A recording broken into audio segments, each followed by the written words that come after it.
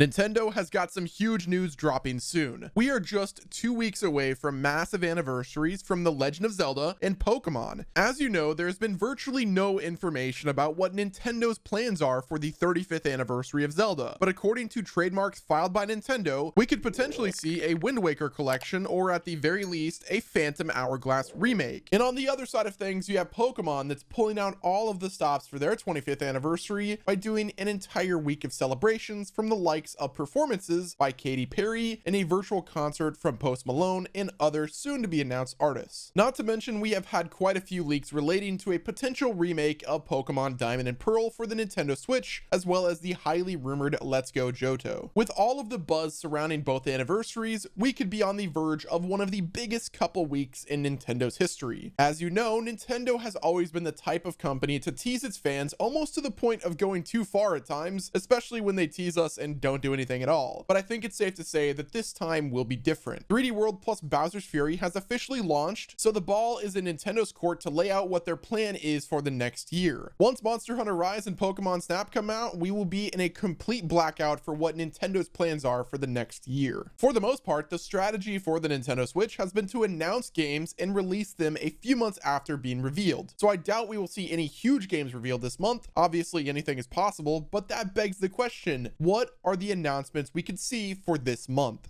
The Pokemon Company has officially confirmed that fans can expect announcements throughout the week to celebrate the 25th anniversary. Pokemon leaker Centro Leaks highlighted a statement from the Pokemon press release that states this: fans can expect more announcements that week from across the franchise. So rather than a singular day, we are going to see some major announcements throughout the week. Industry insiders and community members are speculating that February 25th could start off the Pokemon week with a Nintendo Direct. What better way to kickstart the 25th anniversary of Pokemon than launch it on the 25th of February. Now, as for what kind of game announcements and reveals we could expect from Pokemon to make for the celebration week is first and foremost the Diamond and Pearl remakes, which are rumored to be named Eternal Diamond and Infinite Pearl. At this point, the Diamond and Pearl remakes are the worst kept secret in Nintendo history, so I think it's a safe bet these will be revealed during Pokemon week. The next thing that I am anticipating is a gameplay showcase of the new Pokemon Snap game that's set to release this April. Now, it might be a tall ask, but I'm hoping they give us a demo prior to the release. It would be insane if they just hot drop a demo that day, but that's just wishful thinking. Now, for the next reveal, I think it's safe to say that we're going to get a release date for Pokemon Unite, which, if you're not aware of Pokemon Unite, it's their new free-to-play 5v5 MOBA game similar to League of Legends. I'm sure the reason we haven't heard much about this game is due to how crazy 2020 was. The global situation likely delayed its development, which is why Pokemon has been pretty silent about it. The next big announcement that I think we will see is the heavily rumored Pokemon Let's Go Johto. Out of every game that Pokemon could announce this year, Johto is probably the one that susses me out the most. Let's Go Pikachu and Eevee were pretty successful, but it turned a lot of dedicated fans of the series away from the game due to how different the playstyle is. As much as I dislike motion controls, playing Let's Go Pikachu and Eevee with a single Joy-Con is a pretty great experience. But for the next Let's Go game, I truly think in order for it to be a mainstream success among Nintendo fans and Pokemon fans, they need to allow Pro Controller support and an option to remove the motion control aspect. But I digress. Either way, I am really excited to see where they take the Let's Go series. Is it going to be Johto? I guess we'll have to find out. The last reveal that I think we will see from the Pokemon celebration is a teaser for the next generation. Assuming Pokemon Sword and Shield is in the final stages of its life cycle, pending that Game Freak doesn't announce a new expansion or a sequel for that matter, I think it's very possible that the Pokemon Company pulls out all of the stops for the 25th anniversary and gives us a glimpse of what's to come next. The Legend of Zelda 35th anniversary is also coming up on the 21st of this month, which could yield some huge announcements for the franchise. Nintendo has recently sent fans on a speculation frenzy from a few notable trademarks, the main one being a trademark from the Legend of Zelda Phantom Hourglass. This announcement has many speculating that we could be getting a Wind Waker Trilogy collection featuring Wind Waker, Phantom Hourglass, and Spirit tracks. trademarks. I'm not sure if the trademarks have anything to do with a potential collection, but I guess we'll just have to wait and see. The ideal scenario for me is Nintendo to release both the Wind Waker collection as well as the Triforce collection featuring Ocarina of Time, Majora's Mask, and Twilight Princess. But if we're being honest with each other, Nintendo would likely not release all of those games at a single time. It would be a pretty big undertaking for them to do, and Nintendo ain't got time for that. I think the realistic scenario for Nintendo is to release all of the previous Wii U versions of Wind Waker HD and Twilight Princess HD over to the Switch, with the slight chance of a Phantom Hourglass remake or even Skyward Sword HD. Now, if Nintendo decides to do a direct specifically for The Legend of Zelda, I think it's very possible that we see a new trailer or gameplay for Breath of the Wild 2, especially when you consider that it could be the next major holiday game release for the Nintendo Switch. Now, if we don't get a direct for Zelda and they just decide to hot drop a trailer for a Zelda Triforce collection, then our hopes of getting any announcements about Breath of the Wild 2 before E3 are slim to none. Nintendo has a massive opportunity to generate a lot of excitement for these upcoming anniversaries, but the question still remains if they plan on celebrating anything at all outside of Pokemon. It could very well be that Nintendo puts the Legend of Zelda anniversary on the sidelines because of what Pokemon is doing, but I guess once again we'll have to wait and see. Either way, we're about to get some huge Nintendo news dropping in the next couple of weeks. I just hope that Nintendo decides to seize this moment and end off their fiscal year with a bang so they can shift their focus to announcing the Nintendo Switch Pro. Thank you all once again for watching. This has been Wes, and I will talk to you on the next video.